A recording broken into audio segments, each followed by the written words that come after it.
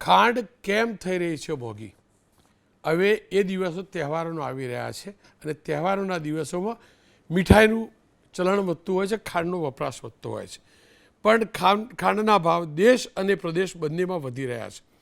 41.50 મળતી ખાંડ 60 રૂપિયાની આસપાસ પહોંચી ચૂકી છે। રિફાઇન્ડ ખાંડ 65 રૂપિયા પ્રતિ કિલો વેચાય છે। સ્ટોક ઘટવા, ઇથેનોલના ઉત્પાદનમાં એનો વપરાશ વધવો, તહેવારોની માંગના કારણે ભાવ વધારો થયો છે। કેન્દ્ર સરકારે જથ્થાબંધ વપરાશકર્તાઓ માટે સ્ટોક મર્યાદા 15 દિવસની કરી છે। જો પુરવઠો ન સુધરે તો ખાંડ હજુ પણ 70 રૂપિયા પહોંચી શકે છે।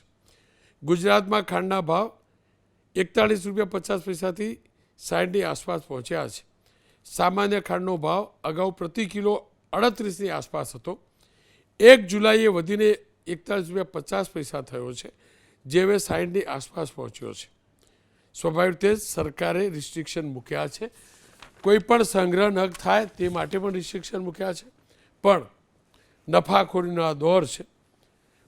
ખાંડનો ભાવ નહીં, કોઈ પણ ખાદ્ય પદાર્થનો ભાવ વધે અને જો એનો લાભ મારા ખેડૂતને મળતો હોય ને તો એમાં કશું ખોટું નથી, પણ હા, વેપારીઓ કમાતા હોય અને એ પણ વેપાર કરીને, સંગ્રહખોરી કરીને, તો એ ચોક્કસથી ખોટું છે।